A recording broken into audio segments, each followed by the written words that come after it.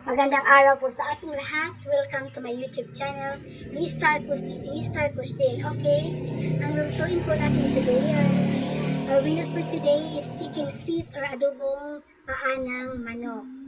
Okay, let's start. Umpisahan na po natin. Ito na po yung mga ingredients niya: bawang, sibuyas, sili haba. Kung nasa sa inyo po yan, optional po yan kung gamit ka ng sili na labuyo. Or ang una, yung mantika po, ibubuhos po natin. Then, medyo inaano po natin ang apoy kasi medyo napalakas ang apoy ko, umuusok yung kawali ko, ano.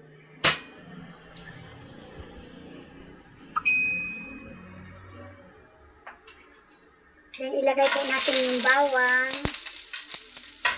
Then, halo-haloin po natin po. Isunod natin po yung sibuyas.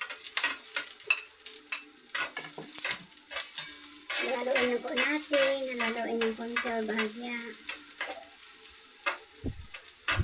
Then after mga ilang segundo, kung medyo brown na po yung bawang at saka natin sibuyas, ibuhos po natin yung, ayan, nasunog nga pala yung kawali ko, sobrang lakas ng apoy. Ibuhos na po natin yung paa ng manok. Medyo mataba-taba po yung paa ng bibig ko. Halo-haloin lang po natin.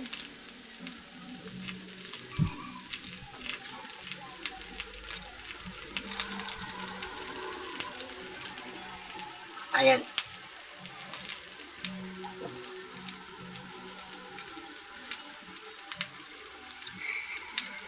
Ang tagal na medyo na inaakoy at apoy maya. Lagyan natin ng tubig yan para hindi po masunog, ano, para siya pong nagluluto doon sa paa. Ay medyo anuhan natin. Yan, oh. Nalo-halo ko lang po yan.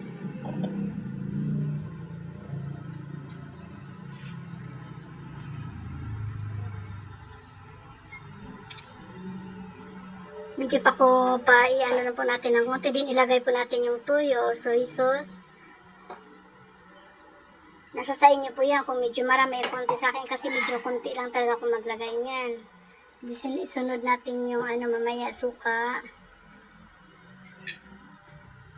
Halo-haloin lang po natin.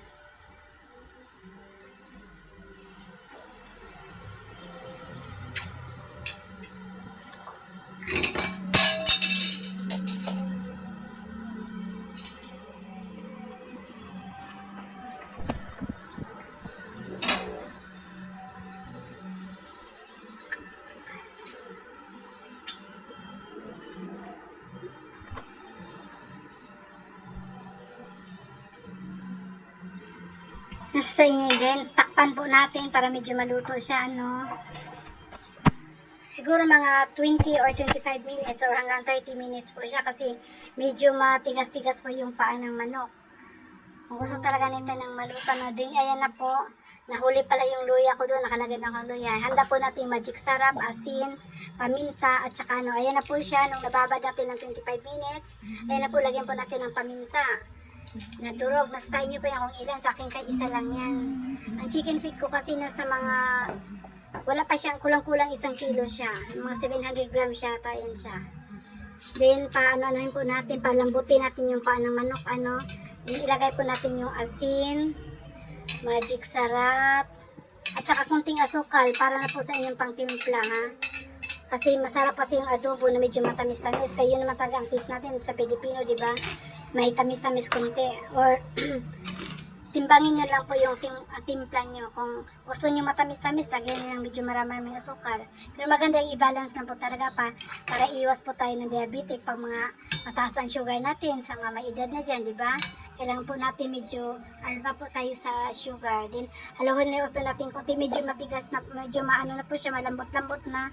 Kasi babad na po siya, nakapakuluan na po siya ng mga 25 minutes.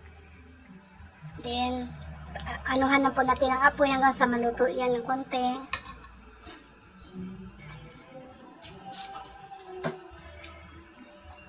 Pakuluan lang po natin siya hanggang sa medyo maglapot na. Kasi masarap-sarap yung wala na masyadong sabaw. Timplahan po natin yun siya maya-maya. Okay.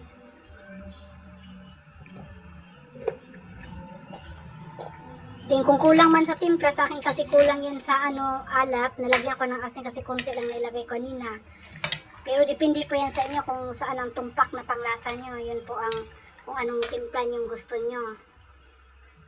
Halo-haluin lang po yan. Yan, ganon. Ganon. Then, tikman po natin kung medyo okay na sa papanglasa natin.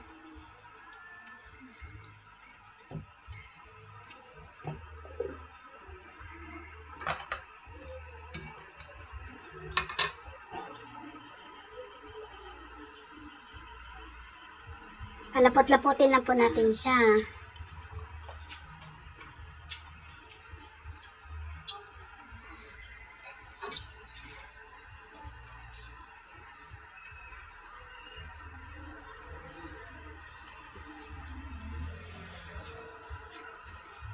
Ayan po siya, mamaya luluin na po yan kasi medyo kunti na yung niya, kunti na po yung sabaw niya. Hinaan na po ang apoy sa akin kasi medyo malakas siya tayong kanina.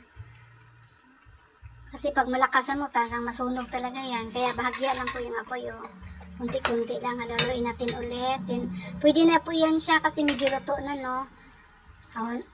Yun. Ako kasi maano talaga ako sa lasa. Talagang binabalance ko talaga yung lasa, yung tamis at saka maalat-alat pag-adobo. Pero nasa sa inyo po yan kasi nakadepende naman sa taong panglasa natin, sa gusto natin, di ba?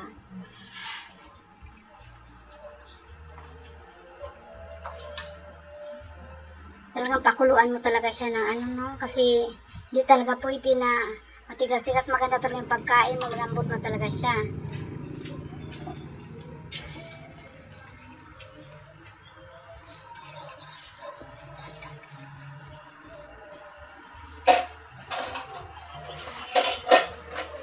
Yan, malapit na po siyang aunin. Maya-maya lang, no?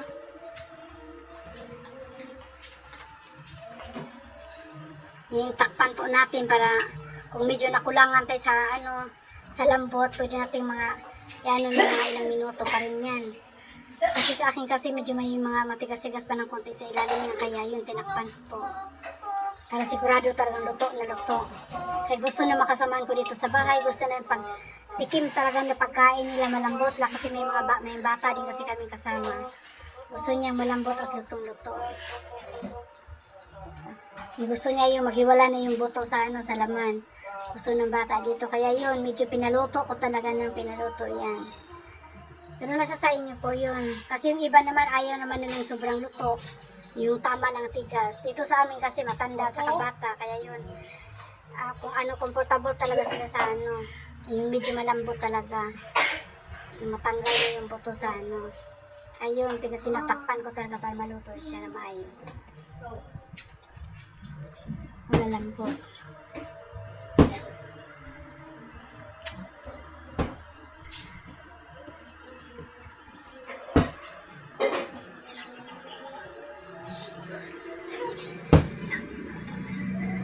Ilang minuto na lang yan mamaya, pwede nating ahawin yan na.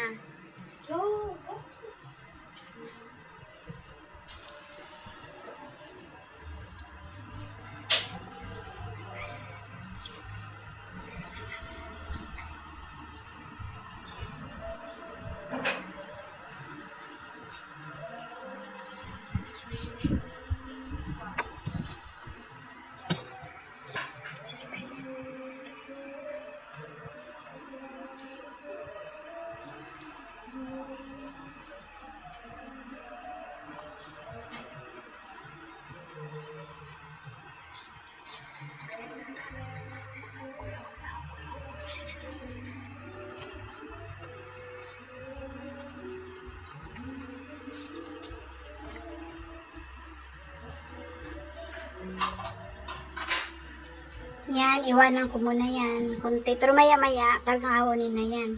Kasi maganda talaga yung luto. Naluto at malambot na yung paa ng manok.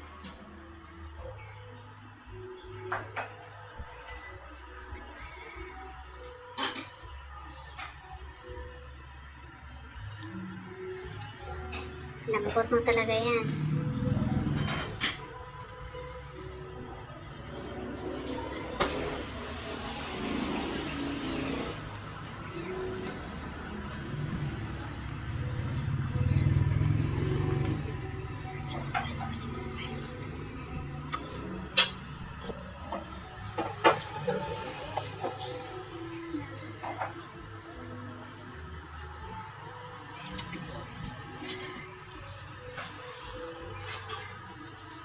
Okay, antay-antay lang, maya-maya.